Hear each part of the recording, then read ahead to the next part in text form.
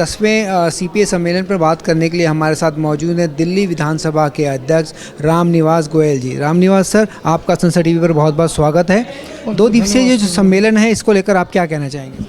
देखिए, प्रत्येक वर्ष भारत रीजन के सीपीए की मीटिंग होती है, अलग अलग प्रांतों में होती है। इस बार दिल्ली के संसद भवन में आयोजित की गई है।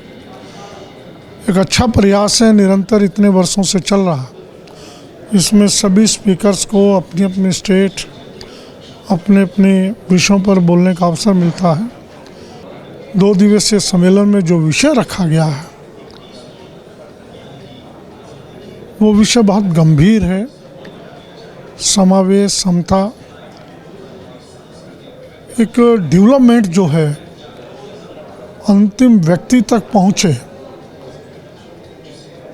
पूरे लोकतांत्रिक तरीके से अंतिम व्यक्ति जिसको योजनाओं का लाभ नहीं मिलता, उसको योजनाओं का लाभ मिले। एक बात। दूसरी बात, भविष्य की ओर हम अभी ध्यान नहीं दे रहे कि आने वाला भविष्य जो है वो भारत की युवा पीढ़ी के लिए किस ढंग का खड़ा होगा।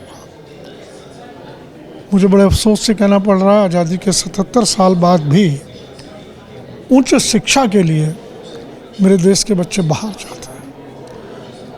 कितना पैसा बाहर जाता है, मैं कहीं पढ़ रहा था, जितना भारत का एजुकेशन का बजट नहीं, उससे अधिकांश पैसा हायर एजुकेशन पर हमारे देश के बच्चे विदेशों में जाकर देश का पैसा खर्च करते हैं।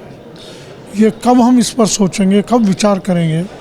हम अपनी संस्कृति, नालंदा यूनिवर्सिटी जैसी यूनिवर्सिटियों का उदाहरण देकर जब विदेशी बच्चे पढ़ने आते थे भारत में, वो स्थिति कब आएगी, उसके लिए योजना, उसके लिए चिंतन अभी तक देश में शुरू नहीं हुआ। दूसरा, मैंने आज बोला है, जैसे बढ़ती हुई आबादी, आज भारत का लोकतंत्र सबसे मजबूत स्थिति में है। सबसे अधिक आबादी भारत की हो गई है। इन सब परिस्थितियों में बढ़ते हुए मकान, घटती हुई कृषि योग्य भूमि और ऊपर से एक फार्मिंग कल्चर, पैसे वालों ने बड़े बड़े फार्म खरीद लिए, वहाँ केवल अपने ऐशोआराम के साधन होते हैं, लेकिन उससे कितना बड़ा नुकसान होगा। और यही पद्धति बनी रही, यही स्थिति बनी रही, तो आने वाला समय भारत के लिए अन्न संकट का खड़ा हो जाएगा। कभी मुझे लगता है कि हम उन्हीं दिनों में ना पहुंच जाएं कि राशन में जो राशन मिलता था छुपा के लेके आते थे, ब्लैक होता था। तो इस स्थिति को अभी हमको कंट्रोल करना पड़ेगा। तीसरा विषय जो मेरा मुख्यतः रहता है, एजुकेशन और हेल्थ, और हमारा दिल्ली सरकार का भी ये विषय है। अगर हम अपने बच्चों को पढ़ा लेंगे, उनको स्वास्थ्य की सुविधाएं दे देंगे, तो सब कुछ सही हो जाएगा। फिर हमको कुछ करने की ज़रूरत नहीं, वो बच्चे अपने आप बना लेंगे। लेकिन आज मुझे कहते हुए बड़ा दुख हो रहा है, मैंने जब स्पीकर बना था तब भी ये विषय उठाया था, और अब भी पीछे कई बार उठा चुका हूँ कि देश में 2 शिक्षा पद्धतियाँ हैं आज भी।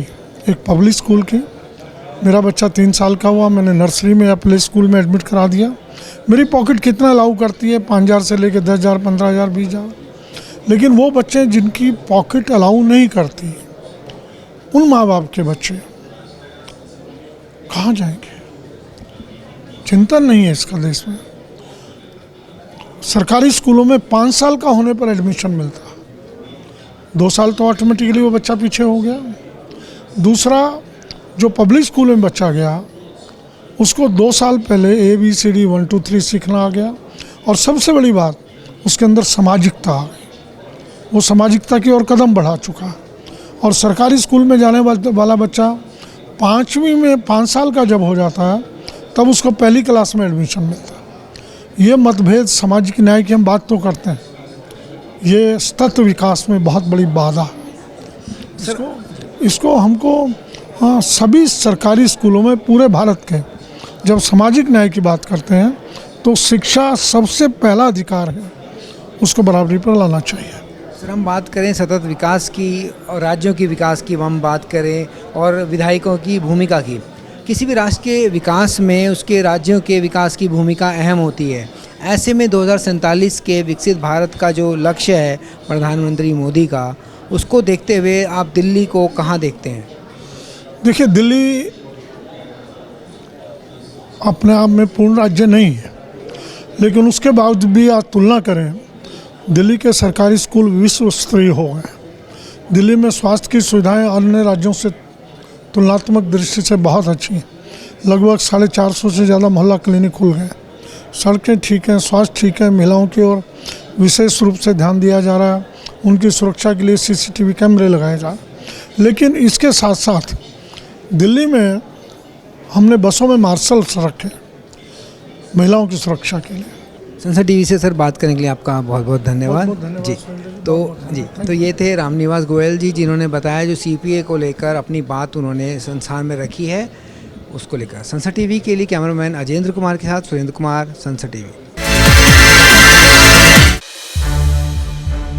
संसद टीवी के और भी प्रोग्राम्स देखने के लिए सब्सक्राइब करें हमारा YouTube चैनल और हाँ, इन्हें लाइक और शेयर करना ना भूलें।